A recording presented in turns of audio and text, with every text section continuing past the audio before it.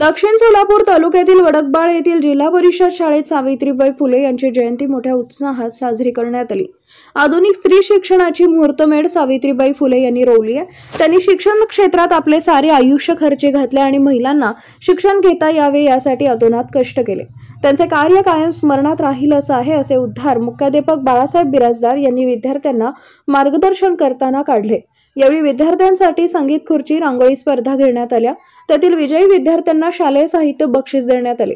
काही विद्यार्थिनींनी क्रांतिज्योती सावित्रीबाई फुले यांच्याविषयी भाषण केले। सुरेखा हिरेमठ आणि पुजारी यांनी विशेष परिश्रम घेतले। कार्यक्रम संपल्यानंतर विद्यार्थ्यांना खाऊ वाटप करण्यात आले। सोलापूर शहर प्रतिनिधी जगदीश कोरीमठ, शिवशाही न्यूज, सोलापूर।